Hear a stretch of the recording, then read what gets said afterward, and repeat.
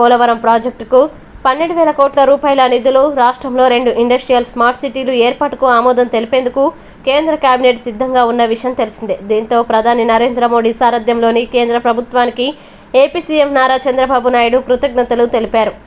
ప్రధాని నరేంద్ర మోడీ, కేంద్ర మంత్రులు నిర్మలా సీతారామన్, సిఆర్ పాటిల్కు ధన్యవాదాలు తెలిపారు. అక్కడి నుంచి ప్రాజెక్ట్ ఏమైందో వదిలిపెట్టేశారు.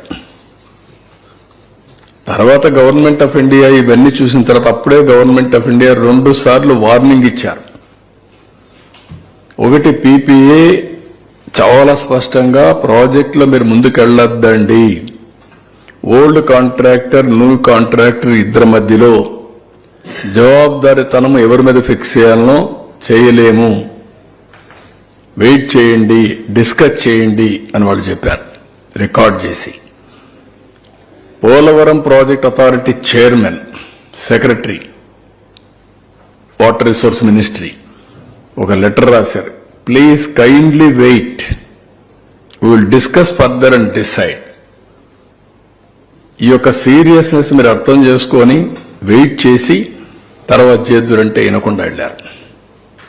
దాని పర్యవసానం మొత్తం ఇది డ్యామేజ్ అయినాక మళ్ళా గవర్నమెంట్ ఆఫ్ ఇండియా ఐఐటి హైదరాబాద్ని పంపించారు.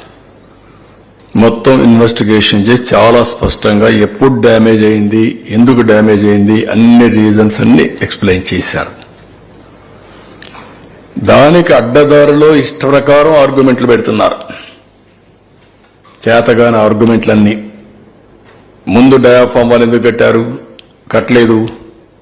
ఈసీఆర్ఎఫ్ డ్యామ్ ఎందుకు కట్టలేదు, లేకుంటే ఎందుకు కాఫర్ డ్యామ్లన్నీ పూర్తి చేసి నాకు ఎన్ని కట్టచ్చు కదా అడ్డదుడ్డంగా.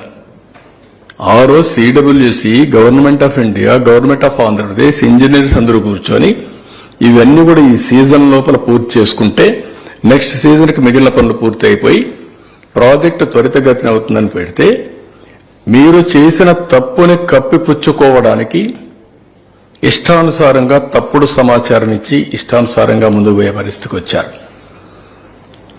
ఇప్పుడు వీళ్ళు చేసిన ఈ తప్పుడు పనులన్నిటి వల్ల 6 ఏళ్లు వెనక్కెళ్లిపోయాం. అదే మరిగా ఇప్పుడు 41.15 ఫేజ్ 1, ఫేజ్ 2 45.72. ప్రాజెక్ట్ నిర్మాణంలో ఇది ఉండదు, కానీ వాటర్ ఇంపౌండ్ చేయడంలో 41.15కి కంప్లీట్ చేయాల్సి వస్తుంది. మొత్తం డిపిఆర్ 2కి ఆ రోజు ఇచ్చిన అనుమతి 55,548 కోట్లు. కాబట్టి ఇది 30,000 కోట్లు అంటే ఇంకా 25,000 కోట్లు కన్స్ట్రక్షన్ కానీ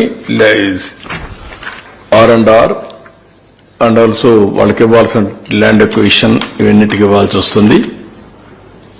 అవన్నీ కూడా వర్కౌట్ చేస్తాం. నేను ఎందుకు ఈ విషయాలు చెప్పానంటే, మీ అందరికీ ఒక వ్యక్తి దుర్మార్గమైన చర్యల వల్ల, అవగాహన లోపం వల్ల ఈ ప్రజాస్వామ్యంలో ఒక్కొక్కసారి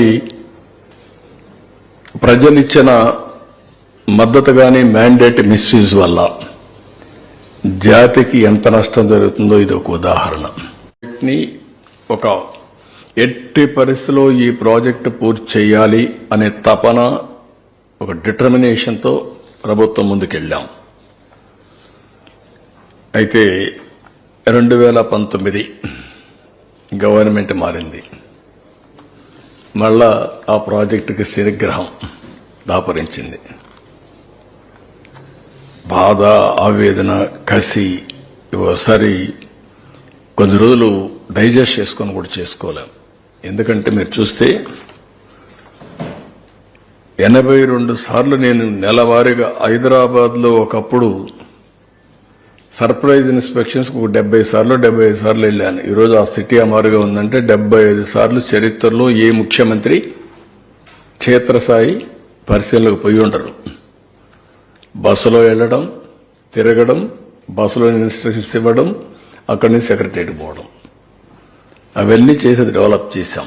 అదే మరి 82 సార్లు వర్చువల్గా చేసి 28 సార్లు నేను ఇచ్చేసి, ఒకసారి పండుగ కూడా దీపావళి పండుగ ఏదో ఉంది, ఆ రోజు నేను అమెరికాకు పోతూ గడ్కర్ని నాగ్పూర్లో కలిసి ఆ రోజు కూడా ఆయన ట్రబుల్లో పెట్టి ఈ ప్రాజెక్ట్ గురించి మాట్లాడి వెళ్ళాను. నేను ఆ రోజు ప్రాజెక్టులో వాళ్ళు కొన్ని విషయాలు చెప్తే నేను చదువుకొని రాత్రంతా మా సెక్రటరీ వాళ్ళని చదివించి నేనే హైకోర్టులో సుప్రీంకోర్టులో లాయర్ మారిగా వాళ్ళ దగ్గర ఆర్గ్యూ చేశాను. వర్డ్ టు వర్డ్ మీరు చెప్పండి, మీరు అంటున్నారు ఇది సెంట్రల్ ప్రాజెక్ట్ కాకపోతే ఏమవుతుందని కూడా ఆర్గ్యూ చేశాను. వాళ్ళు కన్విన్స్ అయ్యారు. అంత ఇదిగా చేసిన ప్రాజెక్ట్ని విలువ తెలియని వ్యక్తులు వస్తే ఏ విధంగా ఉంటుందో అదే జరిగింది. విలువ తెలియాలి, వాల్యూ అది ప్రాజెక్ట్. ప్రజలకు ఏం కావాలో తెలియాల్సిన అవసరం ఉంది. విలువ తెలియని వ్యక్తులు మీరు చూసినప్పుడు నేరుగా సైట్లో very crucial small work coffer dam కొంత పోర్చాలి. అండర్స్టాండింగ్ ఇంజనీర్స్ అప్పుడుండే service provider contractor before rainy సీజన్లో అది పూర్తి చేసేసరికి ప్లానింగ్ ఎగ్జిక్యూషన్ ఎవ్రీథింగ్ కంప్లీట్ చేశాం.